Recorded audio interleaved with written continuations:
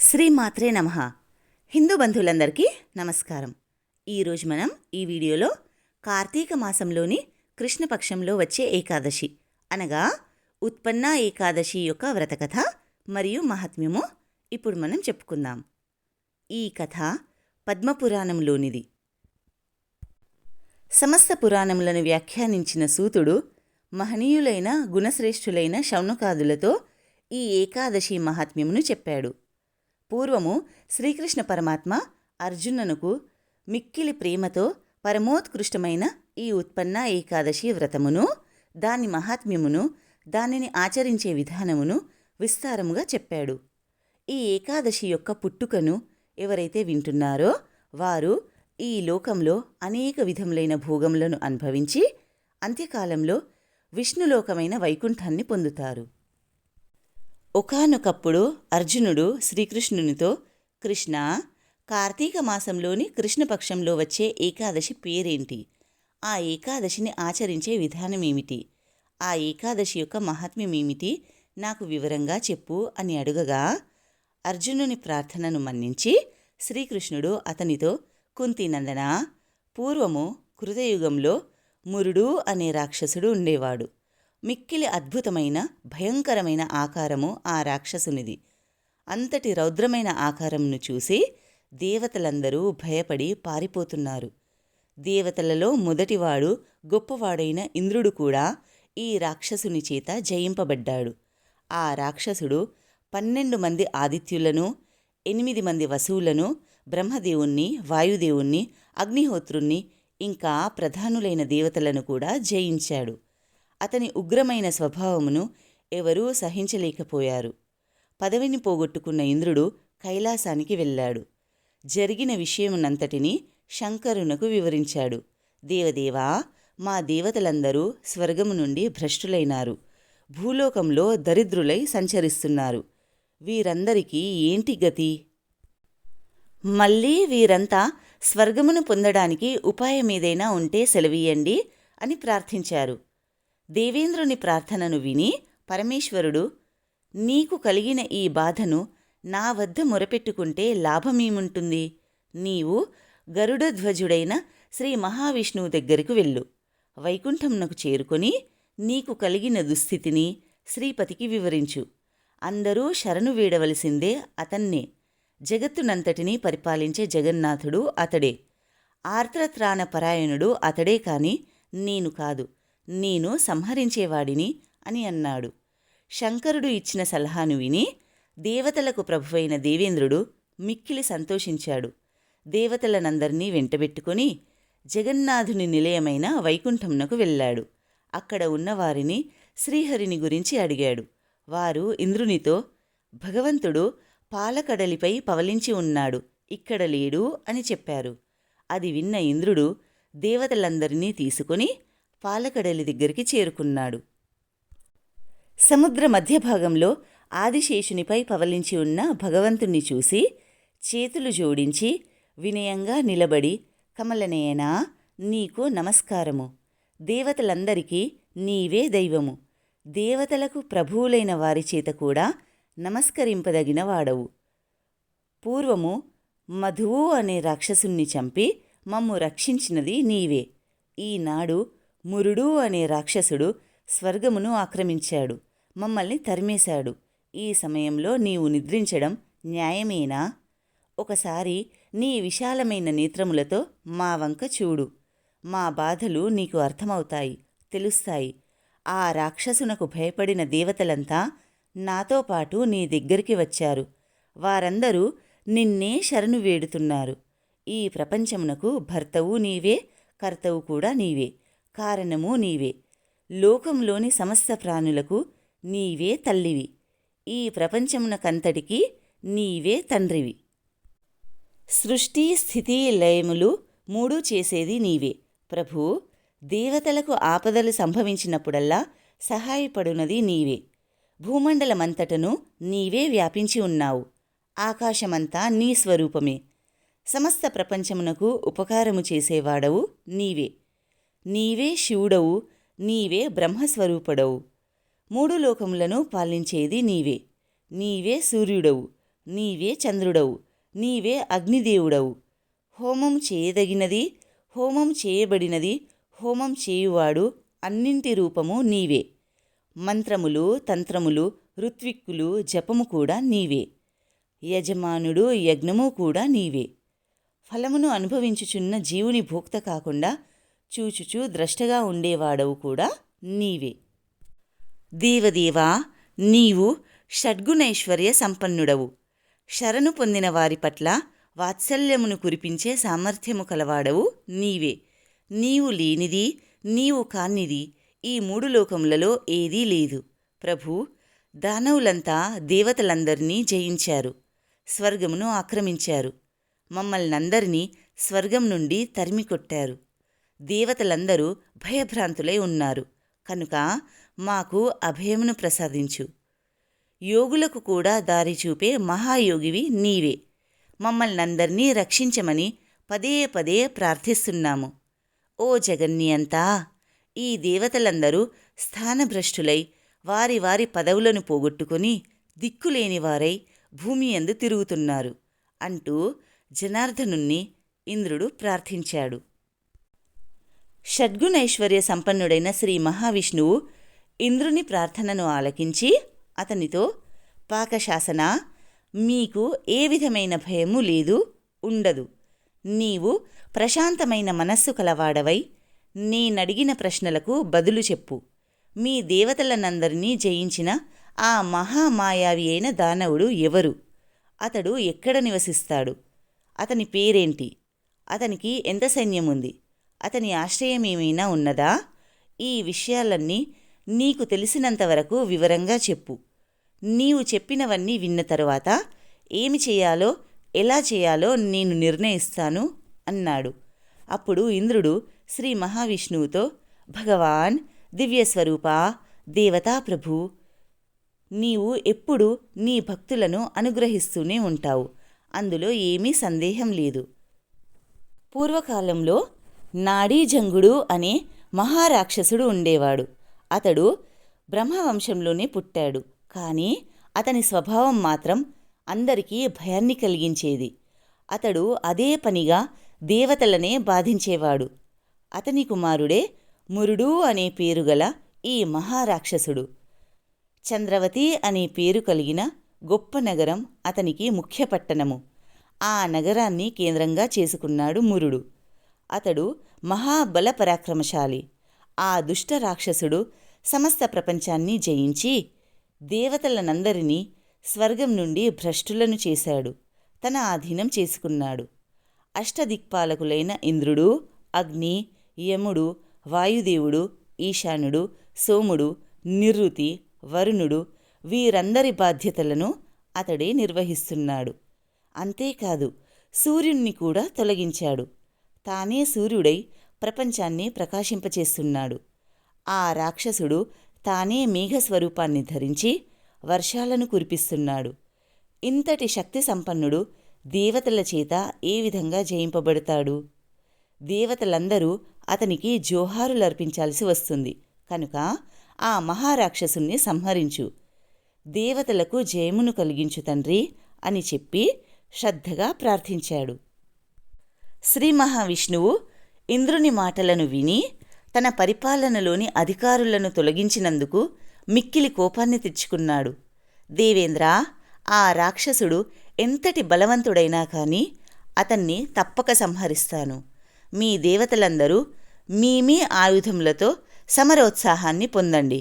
నాతో పాటుగా చంద్రవతి నగరానికి బయలుదేరండి అని ఆజ్ఞాపించాడు. శ్రీ మహావిష్ణువు యొక్క ఆజ్ఞ ప్రకారంగా ఆయనతో కలిసి దేవతలు ప్రయాణం సాగించారు. దేవతలందరూ దానవ నగరాన్ని ముట్టడించారు. ఆ రాక్షసుడు హఠాత్తుగా వచ్చిన దేవతా సమూహాన్ని చూసి సింహంలాగా గర్జించాడు. దానవసేన నాయకులను రెచ్చగొడుతూ లెక్క పెట్టడానికి వీలులేనన్ని వేల సంఖ్యగల సైన్య సమూహంతో దివ్యమైన ఆయుధములను ధరించి దేవతా సైన్యమును ఎదుర్కొన్నాడు. ఆ రాక్షస నాయకులు బాహుబల పరాక్రమములతో విజృంభించి దేవతలను చితకబాదారు. ఆ మహాభయంకరమైన దేవదానవ సంగ్రామంలో దేవతలు రాక్షసుల దాటికి తట్టుకోలేక 10 దిక్కులకు యుద్ధరంగాన్ని వదిలిపెట్టి పారిపోతున్నారు. శ్రీ మహావిష్ణువు ఒక్కడే నిలబడ్డాడు. దానవులు అది చూశారు. మూకుమ్మడిగా అందరూ కలిసి ఒక్కసారిగా అనేకానేక ఆయుధములతో ఆయనను చుట్టుముట్టారు. శ్రీహరి శంఖము, చక్రము, గదా మొదలగు ఆయుధములనన్నింటినీ ప్రయోగిస్తున్నాడు. తన దగ్గరకు పరిగెత్తుకుని వస్తున్న రాక్షసుల శరీరములన్నీ శిథిలమయ్యేటట్లుగా త్రాచుపాముల వంటి తీక్షణమైన బాణములను ప్రయోగించాడు. ఆ యుద్ధరంగంలో వందలు వేల మంది రాక్షసులు మరణించారు. మురుడు ఒక్కడే యుద్ధభూమిలో మిగిలి ఉన్నాడు. శ్రీహరితో మాటిమాటికి పోరు సాగించాడు. శ్రీ మహావిష్ణువు ఎంత గొప్ప ఆయుధాన్ని అతని మీదకు ప్రయోగించినా అది మురుని యొక్క తేజోప్రభావానికి పువ్వులా అతని మీద పడుతున్నది. విష్ణువు ఎన్ని అస్త్రములను శస్త్రములను ప్రయోగించినా కూడా ఫలితం లేకుండా పోయింది. దానితో విష్ణువు అతనితో బాహుయుద్ధానికి దిగాడు. పరిఘా అనే ఆయుధంతో సమానమైన తన బాహుదండములతో కోపంతో కూడినవాడై మురుణ్ణి బాదుతున్నాడు.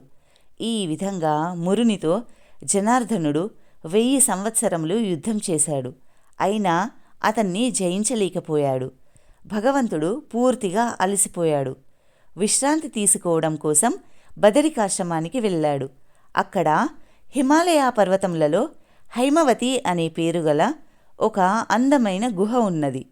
మహాయోగీశ్వరుడైన జగన్నాథుడు పడుకోవడానికి ఆ గుహలోకి ప్రవేశించాడు. ఆ గుహ 12 యోజనముల పొడవు ఉన్నది. విశ్రాంతికి అనుకూలంగా ఉంది అని భావించాడు. హాయిగా నిద్రపోయాడు. నిజంగా విష్ణువు కూడా ఆ రాక్షసునికి భయపడ్డాడు. ఆ గుహకు ఒకటే దారి ఉన్నది. నేను అనేక అవతారములలో చాలామంది రాక్షసులతో యుద్ధం చేశాను. అయినా వారందరినీ సునాయాసంగా సంహరించాను. ఇతనితో యుద్ధం చేసి నేను పూర్తిగా అలసిపోయాను. నేను యుద్ధరంగాన్ని విడిచిపెట్టి రావడం మురుడు చూశాడు. నా వెనుకే వచ్చాడు ఆ మురుడు. గుహలోనికి ప్రవేశించాడు. ఆ రాక్షసుడు నిద్రపోతున్న నన్ను చూసి హృదయంలో చింతిస్తున్నాడు. యుద్ధనీతిలో నిద్రపోతున్న వారిని చంపకూడదు అనే నియమమున్నది. కానీ ఇతడు నిద్రలేచిన దగ్గర నుండి మళ్ళీ రాక్షస సంహారాన్ని మొదలు పెడతాడు. అందుకని అటువంటి ఆపద రాక్షసులకు రాకుండా ఉండాలని మా శత్రువైన ఇతన్ని ఇప్పుడు సంహరించడమే తగిన పని అని నిశ్చయించుకున్నాడు. శత్రుశేషంను ఉంచకూడదని నిర్ణయించుకున్నాడు. దుర్మార్గుడైన ఆ రాక్షసుని ఆలోచనను, నిర్ణయాన్ని ముందుగానే తెలుసుకున్నాడు జనార్దనుడు. ఆ సమయానికే తన శరీరంలో నుండి మహాతేజ సంపన్నురాలైన ఒక కన్యను ఆవిర్భవింపచేశాడు. ఆమె దివ్యమైన ఆయుధములను ధరించింది. దానవ నాయకుడైన మురునితో యుద్ధం చేయడానికి సిద్ధపడింది. ఆ రాక్షసుడు ఆమెను చూశాడు. తాను కూడా యుద్ధంనకు సిద్ధపడ్డాడు. ఆ కన్యక మురుణ్ణి, ఓరి దానవాధమా, నిద్రపోయే వారిని చంపడానికి సిద్ధపడుతున్నావు. నీకు సిగ్గులేదా? నీ వీరత్వం ఇంతేనా? నీకు శక్తి ఉంటే నాతో యుద్ధానికి రమ్ము అని పిలిచింది, కవ్వించింది. మురుడు ఆమెతో యుద్ధానికి దిగాడు. ఇద్దరి మధ్య భయంకరమైన యుద్ధం జరిగింది. బాలిక యొక్క యుద్ధ నైపుణ్యమును చూసిన మురుడు ఆశ్చర్యపోయాడు. అరే, ఈ కన్యక ఇంత సుకుమారంగా ఉన్నప్పటికీ ఈమెలో రౌద్రరసం ఉట్టిపడుతోంది. ఈమె ఎవరిచేత సృష్టించబడిందో? ఈమె ప్రయోగించిన ఆయుధములు పిడుగుల వలె మీద పడుతున్నాయి. ఈమె సాధారణమైన స్త్రీ కాదు కనుక సావధానంగా యుద్ధం చేయాలని నిర్ణయించుకున్నాడు. ఆమెతో చాలా జాగ్రత్తగా యుద్ధం చేస్తున్నాడు. కానీ ఆ మహాదేవి అతనితో చాలాసేపు యుద్ధం చేయడానికి ఇష్టపడలేదు. త్వరగా అతని ఆయుధములన్నింటినీ ముక్కలు ముక్కలు చేసేసింది. అతన్ని ఆయుధం లేనివానిగా చేసింది. ఇదంతా ఒక్క క్షణంలో జరిగిపోయింది. అతని రథమును కూడా విరిచిపారేసింది. ఆ రాక్షసుడు తన బలాన్ని చూపించడానికి ఆమెతో బాహుయుద్ధం చేయడానికి సిద్ధపడ్డాడు. ఆమె తన అరచేతితో అతని వక్షస్థలం మీద ఒక దెబ్బ కొట్టింది. అతడు వెంటనే నేల మీద పడిపోయాడు. అయినా వెంటనే లేచి ఆమెను కొట్టి చంపడం కోసం ఆమె మీదకు పరిగెడుతున్నాడు. ఆ విధంగా పరిగెత్తుకొని వస్తున్న ఆ మహారాక్షసుని శిరస్సును ఆ బాలిక క్షణకాలంలో భూమి మీద పడేటట్లుగా నరికి పారేసింది. తల తెగిన రాక్షసుడు యమనగరానికి వెళ్ళాడు. ఆ దానవుడు మరణించగా మిగిలిన రాక్షసులు భయంతో బాధపడుతూ దీనంగా పాతాళ లోకంలోకి ప్రవేశించారు. ఈ గందరగోళానికి శ్రీహరి నిద్రలేచాడు. తన ఎదురుగా మురుడు మరణించి ఉండడం చూశాడు. ప్రపంచానికంతటికీ ప్రభువైన శ్రీహరి చేతులు జోడించి వినయ వినమితగాత్రుడై నమస్కరిస్తూ తన ఎదుట నిలబడిన కన్యామణిని చూసి ఆశ్చర్యంతో కళ్ళు పెద్దవి చేస్తూ ఆమెతో, దుష్టబుద్ధి అయిన ఈ రాక్షసుడు యుద్ధంలో ఎవరి చేత చంపబడ్డాడు? దేవతలు, ఇంద్రుడు, గంధర్వులు, మరుద్గణము, నాగలోకవాసులు, లోకాల అధిపతులు, దిక్పాలకులు అందరూ ఈ రాక్షసునిచే జయింపబడినవారే. మరి ఎవరు ఇతన్ని చంపారో? వారందరి మాట ఎందుకు? నేను కూడా ఈ రాక్షసునితో యుద్ధం చేశాను. ఇక చేయలేక ఈ రహస్య గుహలోకి చేరుకొని నిద్రపోయాను. ఒక విధంగా ఆలోచిస్తే అతడు నన్ను కూడా జయించినట్లే కదా. యుద్ధరంగం నుండి పారిపోయి వచ్చిన నన్ను ఎవరో దయతలచి రక్షించడానికి అతన్ని సంహరించారు అని అన్నాడు. శ్రీహరి మాటలు విన్న ఆ కన్యారత్నం ఆయనతో, ప్రభూ, నేను మీ శక్తి విశేషాన్ని.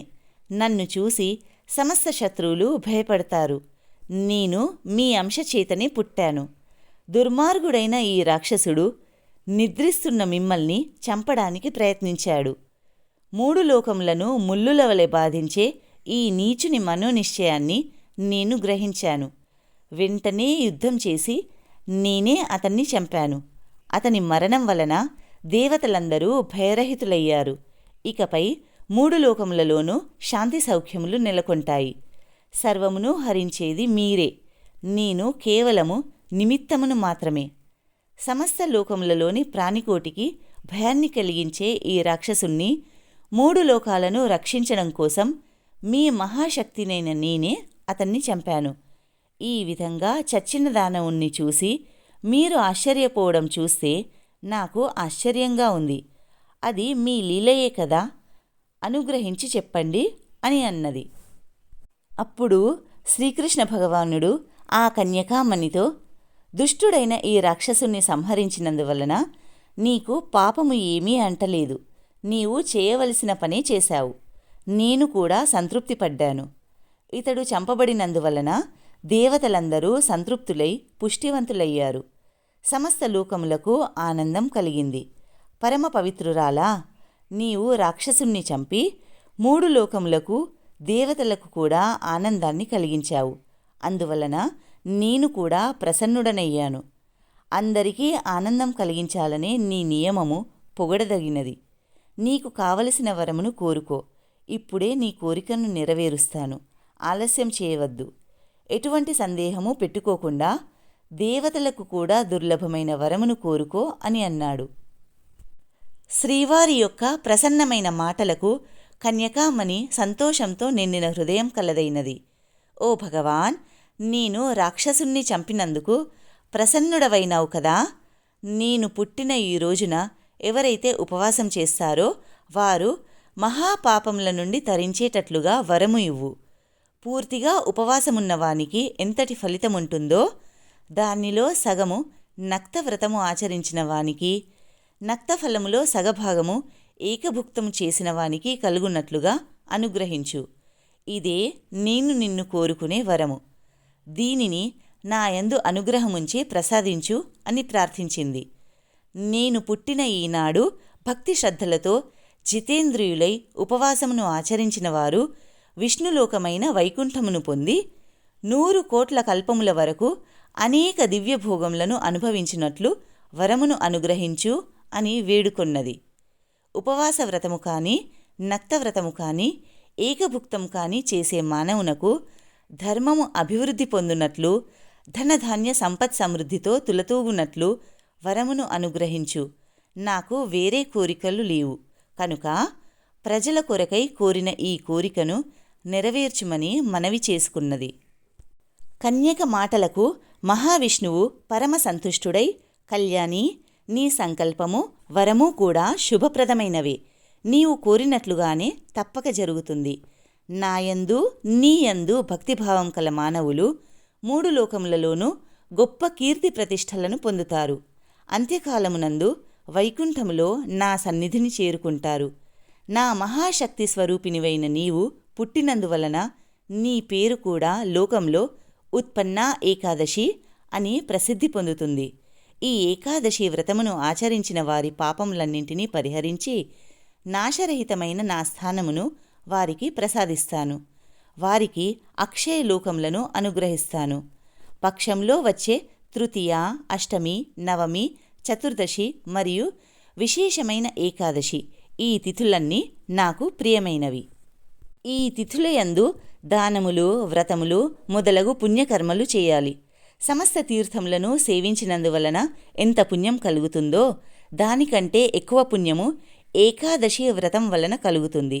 అదేవిధంగా సమస్త దానముల కంటే అధిక ఫలము, సమస్త వ్రతముల కంటే అధిక ఫలము ఈ ఏకాదశి వలన లభిస్తాయి అని చెప్పి కన్యారత్నానికి వరమును ప్రసాదించాడు.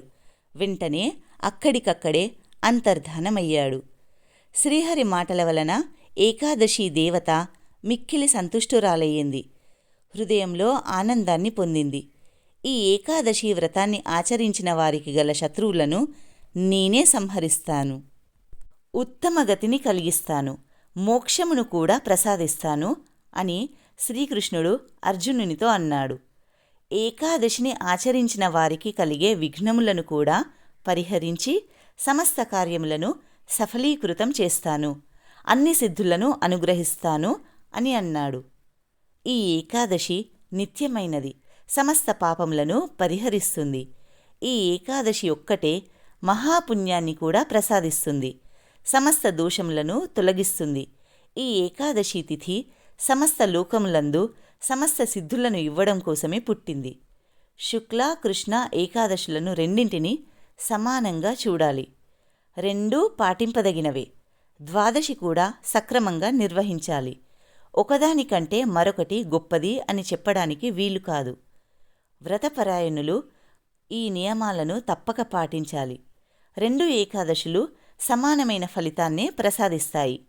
గోవు తెల్లనిదైనా నల్లనిదైనా పాలు ఎలా తెల్లగా ఉంటాయో అలాగే 2 ఏకాదశులు సమాన ఫలితాలనే అందిస్తాయి. భేదభావన లేకుండా 2 ఏకాదశులను ఆచరించాలి. అలా ఆచరించి విష్ణు భక్తులైన వారే ధన్యులవుతారు. వారి జీవితంలో సార్థకములవుతాయి. ఈ ఏకాదశి మహాత్మ్యమును ఎవరు చదువుతారో వారికి అశ్వమేధ యాగము వలన లభించే పుణ్యం లభిస్తుంది. విష్ణు భక్తి పరాయణులై పగలనక రాత్రనక ఈ మంగళప్రదమైన విష్ణు కథ చెప్పినా విన్నా కూడా వారు 1,000,000 కల్పముల వరకు విష్ణులోకమునందు ఆనందమును అనుభవిస్తారు. బ్రహ్మహత్యతో సమానమైన పాపం కూడా ఈ వ్రతకథను చదివినంత మాత్రముననే నశిస్తుంది. విష్ణు భక్తితో సమానమైన ధర్మము మరొకటి లేదు. భగవంతుణ్ణి ప్రసన్నుని చేసుకోవడానికి ఇంతకంటే మరొక మార్గము లేదు అని శ్రీకృష్ణుడు అర్జునునకు మరియు ధర్మరాజునకు వివరించాడు. పద్మపురాణాంతర్గత ఉత్పన్న ఏకాదశి యొక్క వ్రతకథ మహాత్మ్యము సంపూర్ణం. దేవాధిదేవుడైన ఆ శ్రీ మహావిష్ణువు యొక్క కృపాకటాక్షాలు, ఆశీస్సులు సదా మనందరిపై ఉండాలని కోరుకుంటూ స్వస్తి.